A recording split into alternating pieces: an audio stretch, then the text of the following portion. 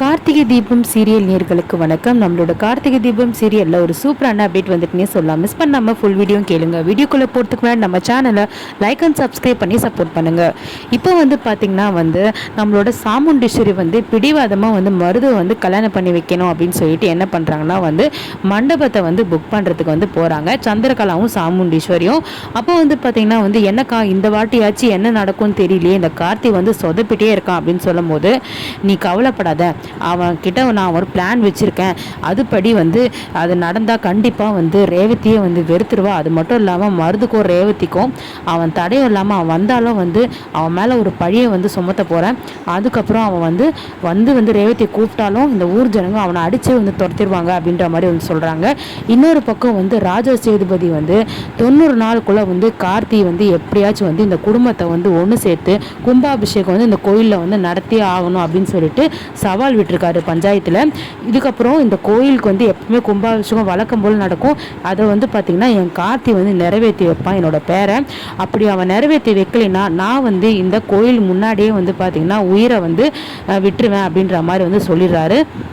கார்த்திக்கு ஒன்றுமே புரியல. ரேவதிக்கு வேற பழைய ஞாபகம் மறந்து போச்சு. எப்படி நம்ம இந்த நிமிஷத்தில் நம்ம இதை ஜெயிக்க போகிறோம் அப்படின்னு சொல்லிட்டு ஏதோ யோசிச்சுட்டே இருக்காரு. அப்போ பாட்டி வராங்க. பாட்டி என்னையா உன்னோட தாத்தா தாந்தூன்னு சவால் விட்டுட்டாரு, என்ன பண்ண போகிறேன்னு சொல்லிட்டு ஒத்தையெல்லாம் யோசிச்சுட்டு இருக்கியா அப்படின்ற மாதிரி கேட்குறாங்க.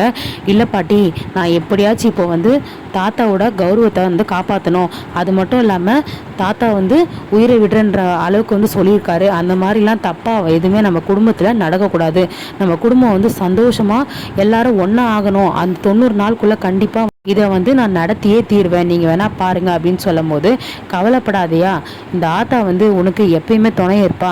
நம்ம தெய்வம் நம்மளை கைவிடாது. உங்கள் தாத்தா ஒன்று சொன்னால் அது கண்டிப்பாக நீ நிறைவேற்றுவேன்ற நம்பிக்கை எனக்கு இருக்குது. நீயும் அதை கண்டிப்பாக நிறைவேற்று பாரு. நம்ம ரேவதி கண்டிப்பாக உன்னை புரிஞ்சிப்பா. அது மட்டும் இல்லாமல் முக்கியமாக சாமுண்டீஸ்வரி இந்த குடும்பத்தை புரிஞ்சு ஒன்றா ஆகுவான்னு சொல்லிட்டு நம்பிக்கை இருக்குன்னு சொல்லிட்டு பாட்டி பேசிகிட்டு இருக்காங்க. சரி பாட்டி, நான் இப்போதைக்கு கிளம்புறேன். நான் அப்புறம் இன்னொரு நாள் தாத்தாவும் இங்கேயும் பார்க்குறேன். எனக்கு எக்கச்சக்க வேலை இருக்குது. அது மட்டும் இல்லாமல் அத்தை வேற உடனே ரேவதிக்கு வேறு கல்யாணம் பண்ணி பார்க்கணுன்னு சொல்லிட்டு தேவையில்லாத நிறைய விஷயம் பண்ணிட்டு இருக்காங்க.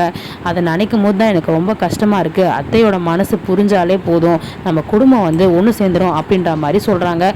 இதுக்கப்புறம் பார்த்திங்கன்னா நம்மளோட கார்த்தி மருதோட விஷயத்தை நிரூபிக்கணும் அப்படின்னு சொல்லிட்டு நினைக்கிறதுக்கு தான் பிளான் நம்ம சந்திரகலா என்ன பண்ணுறாங்கன்னா மருதோட விஷயம் ஏதோ இருக்குதுன்னு சொல்லிட்டு அவங்களுக்கு தெரிஞ்சு போயிடுது. அதுக்கப்புறம் பார்த்திங்கன்னா சாமுண்டீஸ்வரி அதெல்லாம் எதுவுமே தெரியாமல் கார்த்தியை எப்படியாச்சும் ஒதுக்கிட்டு மருது நம்ம பார்த்த மாப்பிள்ள அவனை ரேவதிக்கு தலையில் எப்படியாவது கட்டி வச்சிடணும் அப்படின்னு சொல்லிட்டு இருக்காங்க. ஒத்த காலில் நிற்கிறாங்க. அதுக்கு அவங்க எவ்வளோ வேணால் செலவு பண்ணுறேன் அப்படின்னு சொல்லிட்டு இருக்கிறாங்க. அதுக்கோசம் இப்போ மண்டபத்தை புக் பண்ணிட்டு புக் பண்ணிட்டு பார்த்தீங்கன்னா நேராக கார்த்திக் ஃபோன் பண்ணுறாங்க.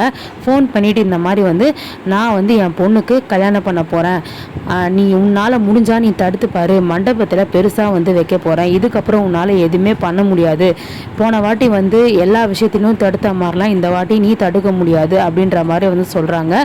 கார்த்தியும் நீங்கள் என்ன பண்ணாலும் சரி ரேவதியை நான் விட்டு கொடுக்க மாட்டேன், அந்த கடவுளே காப்பாற்றுவார் அப்படின்ற மாதிரி சொல்கிறாங்க. சரி ஓகே, அதையும் பார்க்கலாம், இந்த வாட்டி நீ என்ன பண்ணுறன்றதை நான் பார்க்கல, இத்தனை தடவை நான் தோத்துட்டேன், இந்த வாட்டி கண்டிப்பாக நான் தோக்க மாட்டேன் அப்படின்னு சவால் விடுறாங்க. திருப்பியும் கார்த்தியும் அதையும் பார்க்கலாம், ரேவதி என்னோட பொண்டாட்டி, அவளை நான் விட்டு கொடுக்க மாட்டேன் அப்படின்ற மாதிரி சொல்கிறாங்க. கார்த்தி என்ன பண்ண போகிறாரு அப்படின்னு சொல்லிட்டு வெயிட் பண்ணி பார்க்கலாம்.